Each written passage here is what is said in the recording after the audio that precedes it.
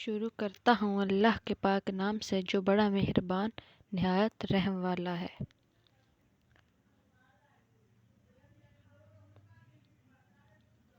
حضرت زید بن ثابت رضی اللہ تعالی عنہ کہتے ہیں کہ نبی صلی اللہ علیہ وآلہ وسلم اپنے خچر پر بنی نجار کے ایک باغ میں تھے۔ ہم بھی آپ کے ساتھ تھے۔ اچانک خچر بدک گیا، قریب تھا کہ آپ کو گرا دیتا۔ 5 یا 4 قبریں تھیں۔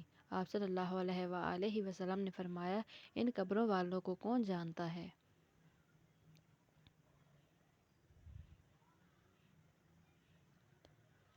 ایک آدمی نے کہا، میں۔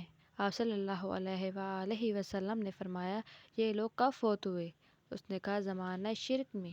آپ صلی اللہ علیہ وآلہ وسلم نے فرمایا، یہ امت اپنی قبروں میں آزمائی جائے گی۔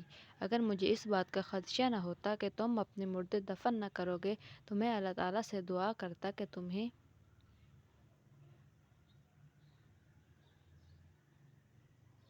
بھی وہ عذاب قبر سنائے جو میں سن رہا ہوں۔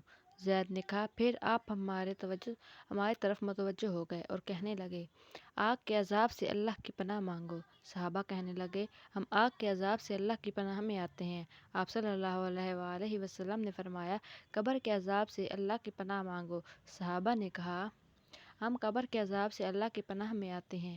آپ نے فرمایا، ظاہری اور باطنی فتنوں سے اللہ کی پناہ مانگو۔ صحابہ نے کہا، ہم ظاہری اور باطنی فتنوں سے اللہ کی پناہ میں آتے ہیں۔ آپ صلی اللہ علیہ وآلہ وسلم نے فرمایا، دجال کے فتنے سے اللہ کی پناہ مانگو۔ صحابہ نے کہا، ہم دجال کے فتنے سے اللہ کی پناہ میں آتے ہیں۔ ابو سعید خدری رضی اللہ تعالیٰ عنہ کہتے ہیں کہ میں نبی صلی اللہ علیہ وآلہ وسلم کے پاس آیا۔ آپ بخار میں تپ رہے تھے۔ میں نے اپنا ہاتھ آپ پر رکھا تو لحاف کے اوپر سے بخار کی حرارت محسوس کی۔ میں نے کہا، اے اللہ کے رسول!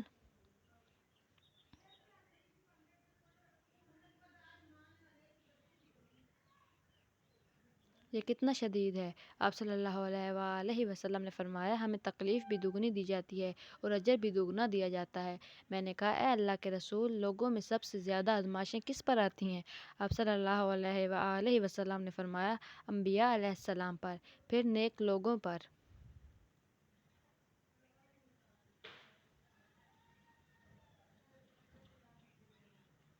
کسی کو محتاجی میں آزمایا جاتا ہے، حتیٰ کہ اس کے پاس صرف وہ چادر بچتی ہے جو اسے ڈھانپتی ہے، اور وہ آزمائش میں اتنا خوش ہوتا ہے جتنا تم میں سے کوئی بھی شخص خوشحالی میں مسرور ہوتا ہے۔